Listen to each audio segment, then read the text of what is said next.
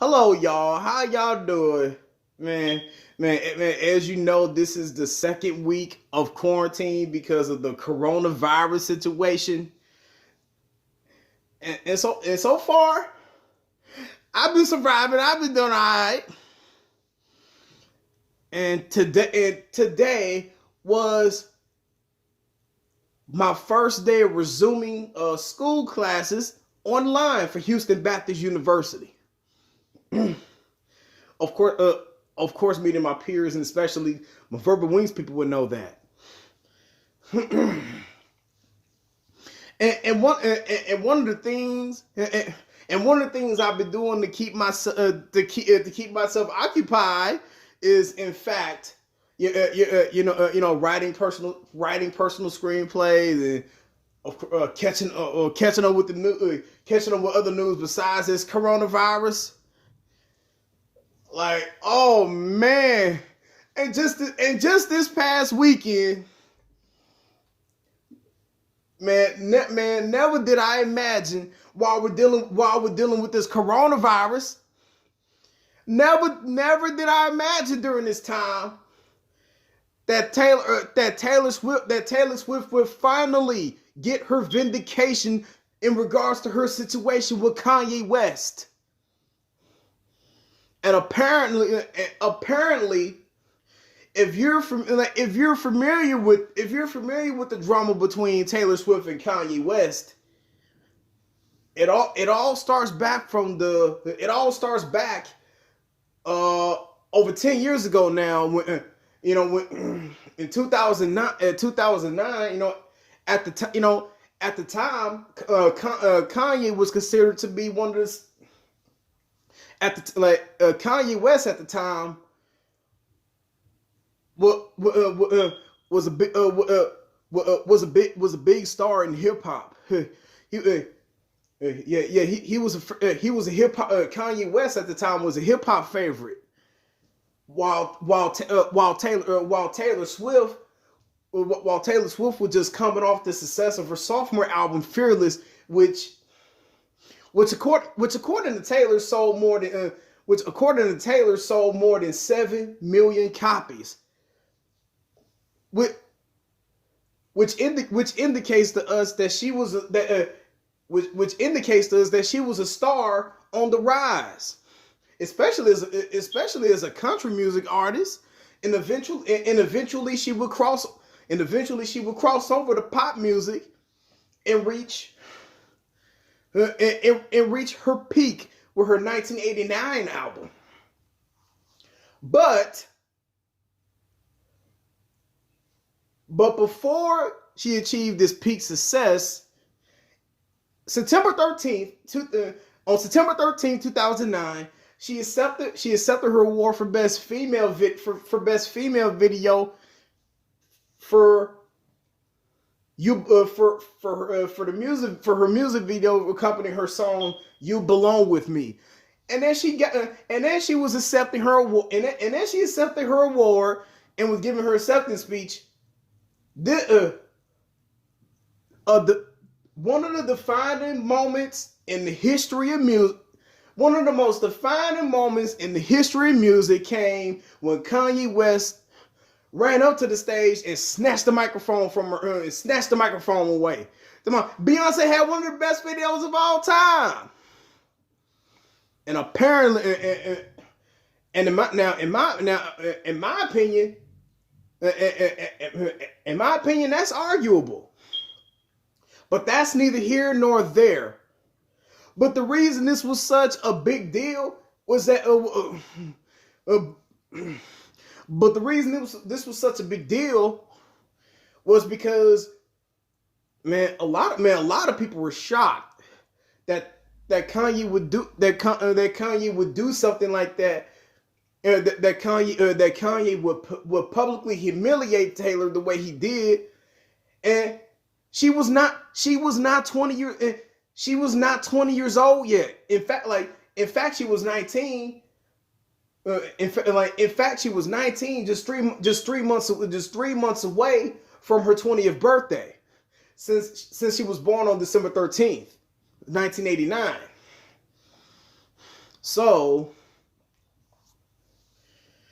so so it was a big deal because he ended up getting a lot of backlash, and rightfully so, for publicly humiliating her the way he did, and she got sympathy. So now she was already a star on the rise. She was already a star on the rise, so this incident gave her more exposure. So after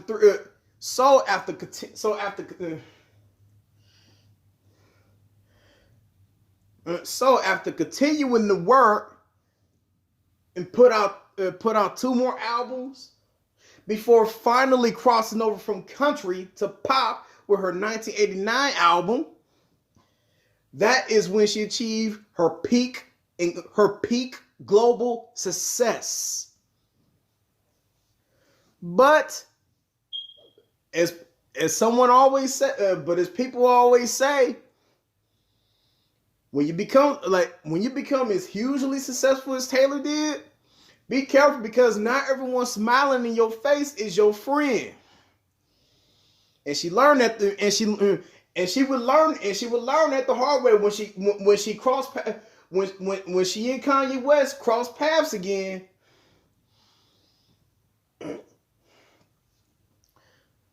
So let's get to the situation in question.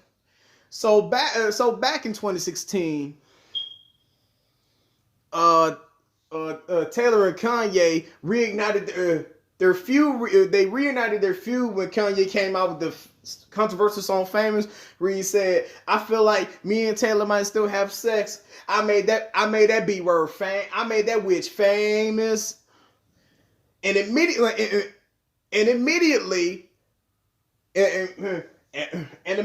once again, there was backlash from both sides. Like people complained that the lyric was misogynistic, and it was.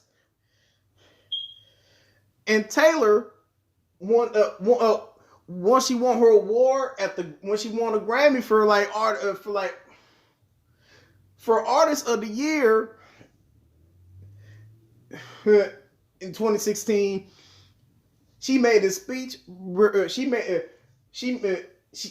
made her victory speech where she threw some subliminal shots at Kanye, saying there will be people who will try to undercut your accomplishments or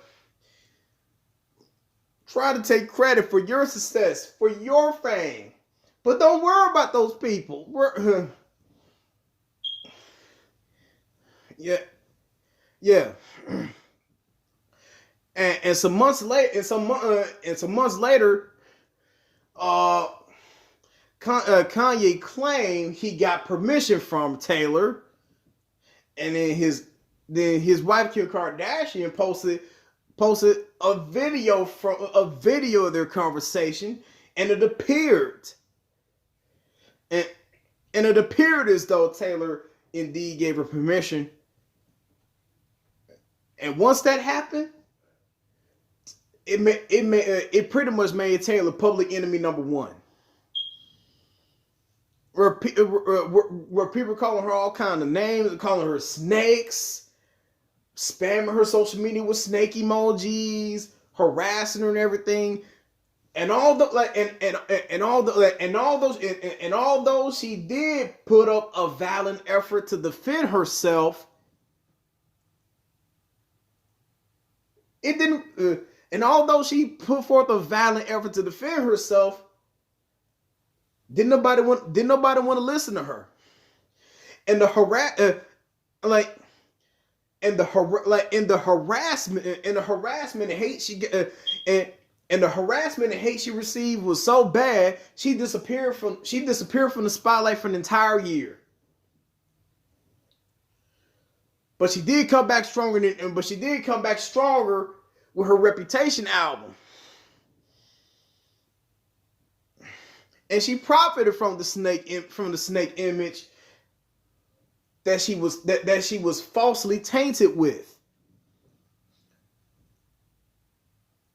And then flash forward to 2020. This is after she came out with another successful album, Lover. Flash forward today, 2020. And then flash forward today. Then there was full unedited footage of that same conversation from back then. It got leaked to the general public this past weekend, and it did in fact confirm that, and it did in fact confirm that Taylor was telling the truth this entire time, y'all.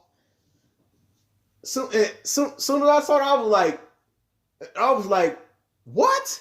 Y'all, and the very moment I saw it, I was like, y'all, and I'm like, the whole world now the whole world owes Taylor Swift an apology.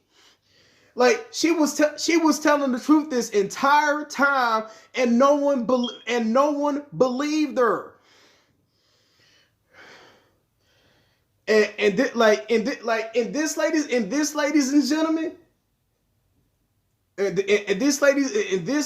gentlemen, is yet another instance of misogyny going unchecked. And this is yet another instance of misogyny going unchecked in the entertainment industry. And while I am glad that Taylor has finally gotten her vindication, I think I'm glad that she got her vindication, but it should have happened sooner. In fact, it should have happened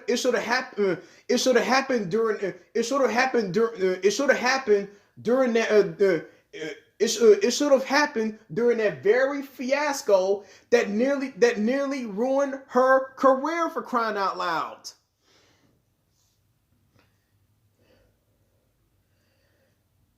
And it's really frustrating, and it's really frustrating to know that this is yet another instance. Not only is this another instance of misogyny in the entertainment industry, but it's like, oh man, how complicit we have been. And a lot of us didn't realize until Taylor dropped her documentary on Netflix, Miss Americana, that this entire situation not only caused her to disappear from the spotlight for a year, but she went through emotional distress.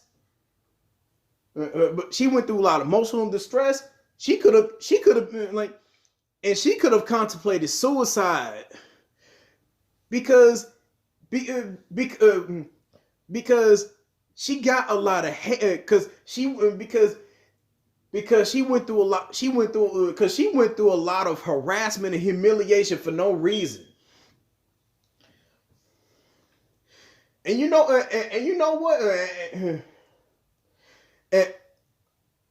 And I'm glad. And again, I'm glad she got her vindication. And I had watched the initial footage that Kim Kardashian put on Snapchat, and I figured something was fishy because it was only a snippet of a much longer conversation.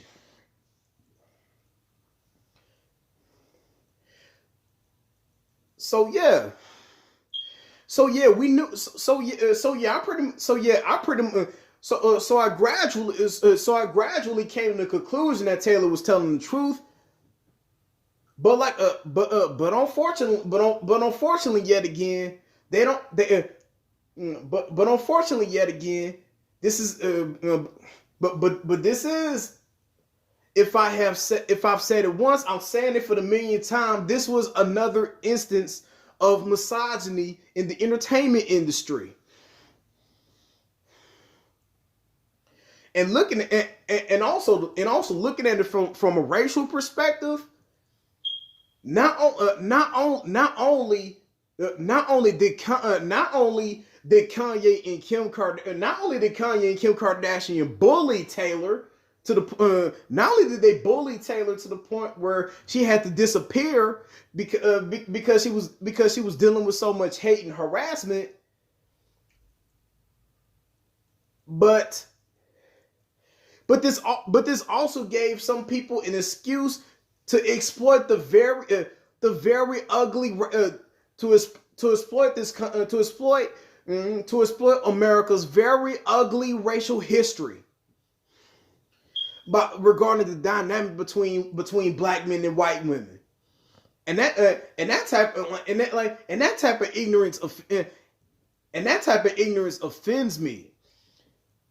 And that type of ignorance offends me because you end up trivializing very real cases of racism in that regard. In this situation, had very little to do with race. Again, it had everything to do with jealousy, backstabbing, and most of all, misogyny. And you know what? That couldn't happen. And you know what? Y'all, that couldn't happen to me because if it did.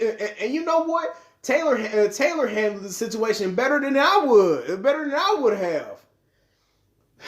I would, man, because that happened to me. It would have been some furniture moving, man. Or I would have had the reaction R. Kelly had, or I would have had the reaction that R. Kelly did with Gayle King. I would be like, I'm fighting for my life. I gave y'all 30 years of my career. Y'all try to kill me. You're killing me, man. Like, for real, like Taylor. Taylor Swift had every right to be angry. She had every right to be angry about this. But look where she is now. She's happy, but she's happy now. She's found the love of her life. She figured out who her true friends are. And she's doing better than she ever was. Because she was like, I'm very glad that she has a strong support system, man. Especially considering how powerful she is in the music industry. But also you should think about if something like this can happen to someone as powerful as Taylor Swift. Imagine, man, you can like if something like this can happen to someone as powerful as Taylor Swift. I can only imagine whatever else is going on to someone who doesn't have the type of power. Man, but I can only imagine whatever else is going on in the music industry. I can only imagine what else is going on, what other type of backstabbing is going on in the music industry, especially to someone who doesn't have the power, especially to someone who doesn't have the kind of power that Taylor Swift has. since I have mentioned repeatedly that this is another instance of misogyny in the entertainment industry, this is also another instance. This is also another instance of women finally another instance of women finally getting justice after years of pain and suffering because 2 weeks ago because we're also just coming off 2 weeks ago when Harvey went because we're also just coming off recently of the recent conviction of Harvey Weinstein, and 2 weeks ago now he was sentenced to over 20 years in prison, and that right there says a lot. And the fact